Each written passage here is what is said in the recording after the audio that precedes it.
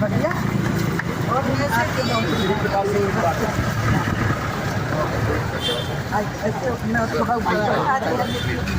थोड़ा सा एक बार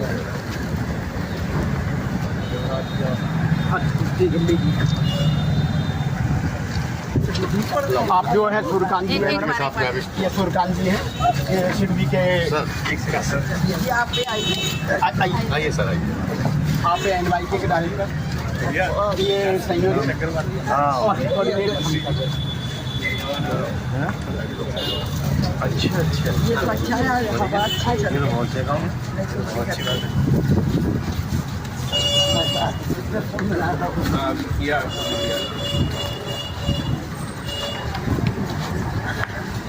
थैंक यू।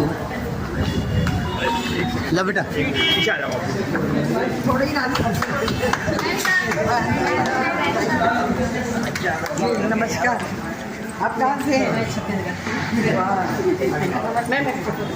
आइए ऊपर नहीं आएंगे? आ जाइए आइए ऊपर नीचे आ जाओ आप लोग। चलो चलो वहाँ से बाकी सब नीचे नीचे नीचे गिराओ। आ जाओ जी जो वरिष्ठ समाज सेवी हैं, हमेशा समाज के कार्यों में सबसे आगे रहते हैं। मनोरमा गुप्ता जी जो नारी सशक्तिकरण की मिसाल है, वो अपनी महिलाओं की पूरी जो टीम है उनके साथ वर्क करती हैं। इन सभी के कार्यों को मैं वंदन करती हूँ। यहाँ रखी थी मैंने। देखो फूल है, फूल तो रखवा दिए।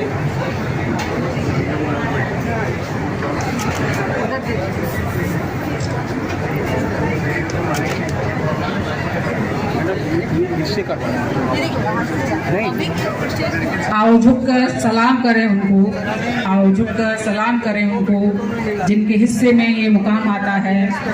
खुश नसीब होता है वो फूल जो देश के काम आता है, खुश नसीब होता है वो फूल जो देश के काम आता है। क्योंकि बी आर अम्बेडकर वो महान हस्ती हैं जिनका योगदान हमारे सामने वो योगदान है जिसमें द्वितीय नंबर पर आज नहीं है कोई भी। मैं ये गर्व से कह सकती हूँ क्योंकि उनका जो सिंबल ऑफ नॉलेज हमारा जो समाज में रहा है वो अद्वितीय है। आज इस आयोजन में हमारे सेनानी भी हैं, समाज सेवी भी हैं, साहित्यकार भी हैं, कलमकार भी हैं और राज्यपाल कैबिनेट मंत्री पी रानी मौर्य जी जो महान हस्ती हम सबके मध्य हैं।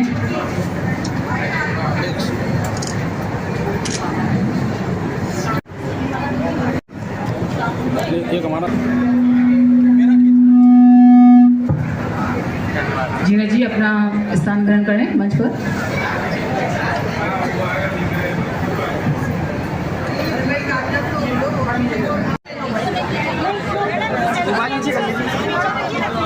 मोबाइल है सारे।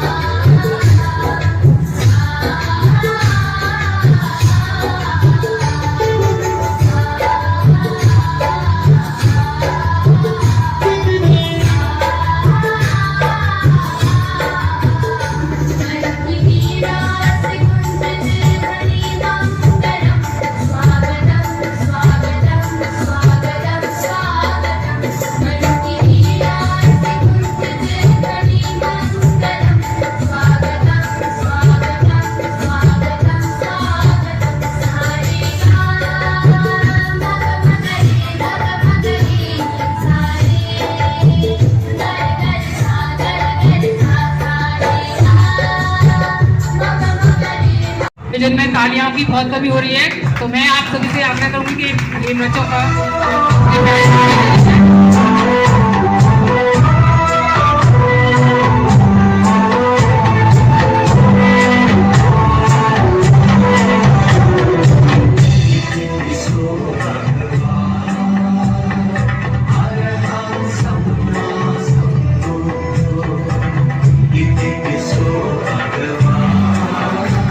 बहुत शानदार।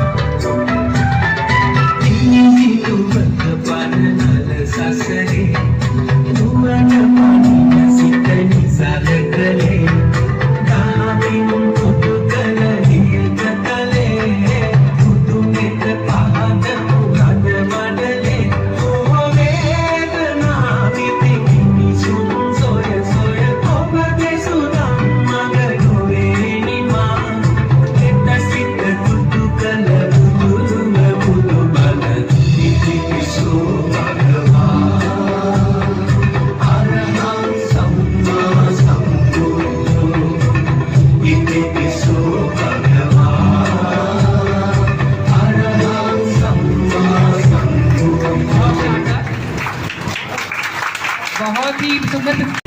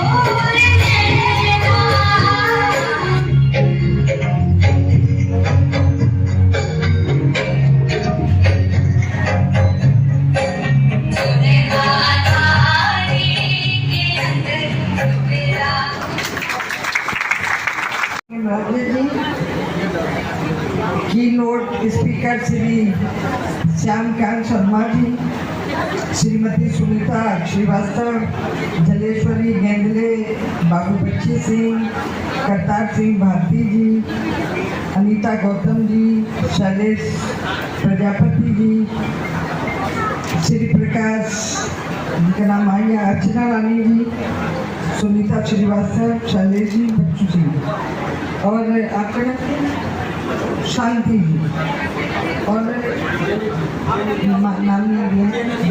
जीनत और यहाँ ऊपर से सभी मेरे पूरे देश से आए भाइयों और बहनों जो शिक्षक हैं, गुरु हैं। और मैं आगरा की धरती पर ताजमहल की इस नगरी में आपका बहुत बहुत स्वागत और अभिनंदन करती हूँ। मेरे सामने लीलाराम जी बैठे हैं जिन्होंने देश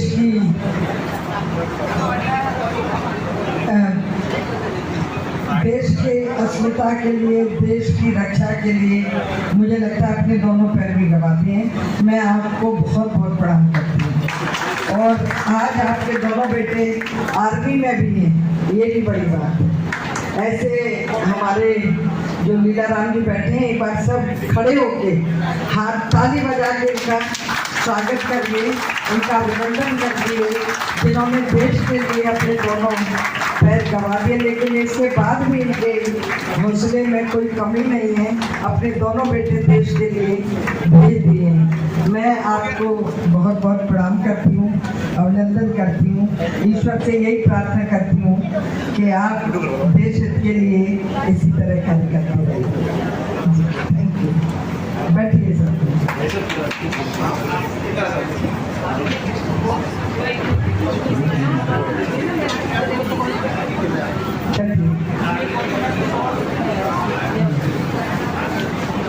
आज यहाँ मैं देख रही हूँ सभी गुरु हैं।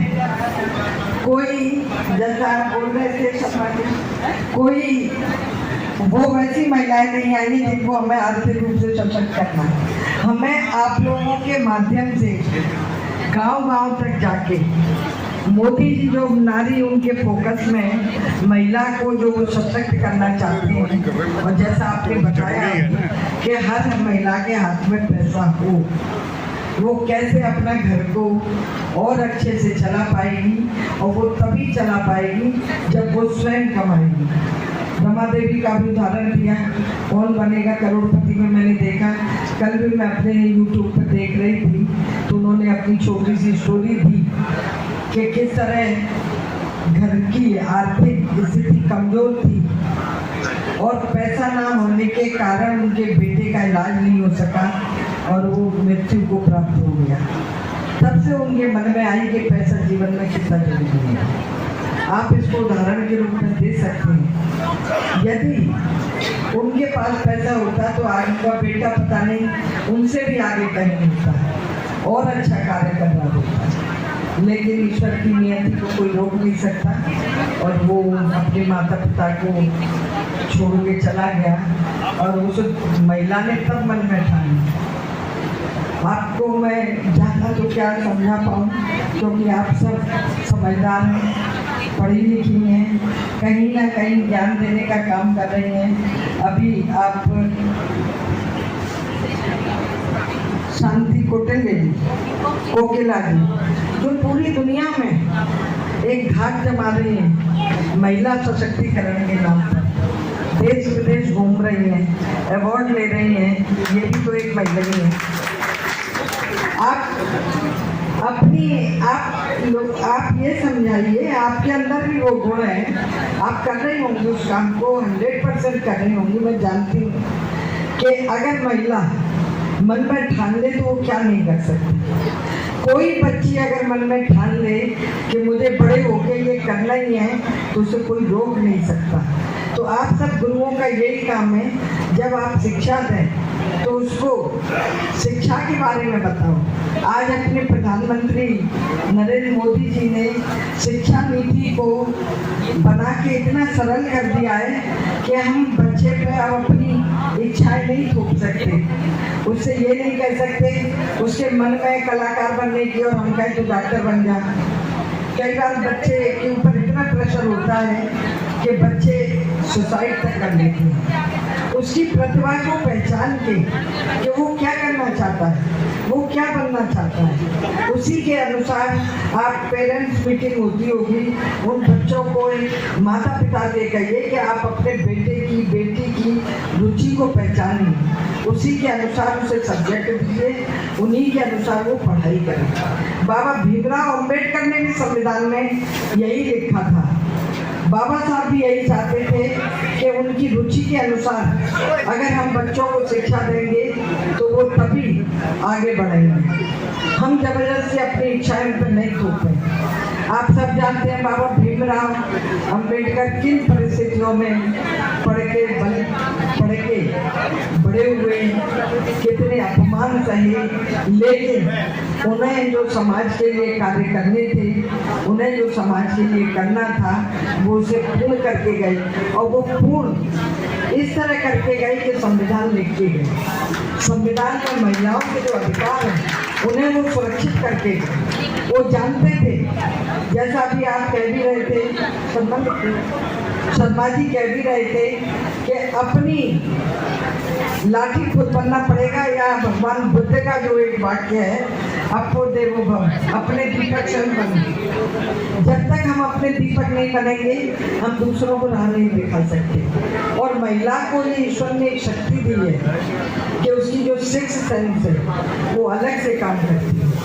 अगर हम उसको पहचान लें, उसके अनुसार काम करें, उसके अनुसार बच्चों को शिक्षा दें, उसके अनुसार बाबा भीमराव अम्बेडकर ने क्या कहा था, उनके लक्ष्य को, उनके सपने को हमें कहाँ तक लेके जाना है, ये सब आप लोगों की जिम्मेदारी है। उसी में जिम्मेदारी आती है कि जो गांव की हमारी अनपढ़ महिला है, जो बेचारी पढ़ी लिखी नहीं है, लेकिन वो घर का मैनेजमेंट करना जानती है, वो बुरे वक्त के लिए पैसा बचाना भी जानती है। अगर घर में कोई परेशानी आ जाए तो पति तो हाथ खड़ा कर देते हैं, लेकिन महिला कहती है कि आप परेशान मत होइए, मेरे पास पैसा है, इसको लेके आपको अपना काम शुरू करना है, डॉक्टर पर जाना है, किसी की मदद करनी है, तो वो आप कर सकते हैं। ये महिला ही की कुव्वत है, ये महिला ही की ताकत है। आप किसी अगर कोई आ जाए घर में परेशानी, अपने पिता से, भाई से या पति से बात करेंगे कि भैया हमें इतने पैसे की ज़रूरत है, चाहिए, वो नहीं करेंगे आपको कभी। ये मैं अनुभव की बातें बता रही हूँ आपको। और अगर आप पर पैसा है और आपके पिता, भाई, पति परेशान है, आपका मन बुलबुला उठेगा और एकदम कहेंगे मेरे पास पैसा है, करती है ना। हाँ, तो ये मैं एक अलग से एक विशेषता ईश्वर ने दी है। ये विशेषता को हम आज उस विशेषता को हम, उस योग्यता को उन गांव तक, उन मोहल्लों तक, उन बस्ती तक कैसे ले जाएं। जो महिला टैलेंटेड है, जो कुछ करना चाहती है, उसके कैसे हम ट्रेनिंग प्रोग्राम बनाएं और ट्रेनिंग प्रोग्राम बना के उस महिला को वो काम सिखा के उसको मार्केट भी उपलब्ध कराएं। अगर उसके पास मार्केट नहीं है, उस बेचारी का सामान बना रखा है, तो उसे वो कहाँ बेचेगा, उसे बेचने की भी व्यवस्था हमें देखनी पड़ेगी। तभी जो आप शर्मा जी कह रहे हैं कि हर नारी के हाथ में पैसा, वो तभी आएगा जब उसे मार्केट मिलेगा। चाहे वो राखी बनाने का काम करती हो, अचार पापड़ बढ़िया बनाने का काम करती हो, सिलाई कढ़ाई का काम करती हो, पार्लर का कोर्स किया हो, या कंप्यूटर का कोर्स किया हो, या कोई और इस तरह के, चाहे आज तो महिलाएं मयूरी भी चला रही हैं, मतलब कोई भी कोर्स किया हो, जब तक उसे मार्केट नहीं मिलेगा, जब तक वो अपने सामान को बेच नहीं पाएगी, जब तक वो अपने टैलेंट को बेच नहीं पाएगी, घर की आर्थिक स्थिति ठीक नहीं होगी।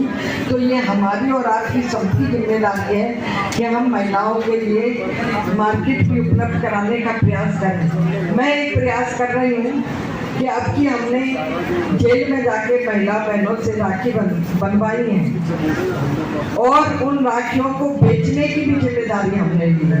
भाई हम उन्हें बेचेंगे तभी तो बेचारियों को पैसा मिलेगा, तभी तो वो अपना त्योहार मना पाएंगी। इसी तरह दिवाली आएगी, ईद आती है, दशहरा आता है, नवरात्रे आते हैं। मैं आपको आइडिया दे रही हूँ, ये आप डीएम से मिलिए और 15 दिन पहले उनसे एक स्टॉल मांगिए और उन महिलाओं का सामान वहाँ रखवाइए। कोई ना कोई तो खरीदने आएगा दिन भर में। अगर 10 लोग भी खरीद लेंगे और वो 10 रुपए की भी एक चीज़ बेच रही है तो 100 रुपये तो कमा लेगी, 3000 रुपये महीने तो कमा लेगी। इन बातों पे हमें ध्यान देने की आवश्यकता है और यही मोदी जी का सपना है, यही हमारे उत्तर प्रदेश के योगी जी का सपना है कि हम अपनी महिलाओं को कैसे आर्थिक रूप से सशक्त करें। दूसरा, महिला अपना लक्ष्य तय करें, संकल्पित हों और जिस कार्य के लिए वो निकली है उस कार्य को वो जरूर पूरा करें। वो ये भी नहीं सोचा कि समाज क्या कह रहा है। कई बार हम ये सोच के भी घर में बैठ जाते हैं, अरे अब पड़ोसी ऐसे करेंगे, तेरी पत्नी तो बाजार जा रही है काम करने, तेरी बहन तो बाजार जा रही है, वो रोटी खाने तो नहीं दे रहे हैं आपको, वो आपके घर की कुछ हेल्प तो नहीं कर रहे, वो केवल मुंह से बोल रहे हैं। तो ऐसे लोगों की बातों पर ध्यान मत दीजिए। जो आपका सही निर्णय है, जो आप सही कर रही हैं उस पर अड़े रहिए और उस काम को लगातार करती रहिए।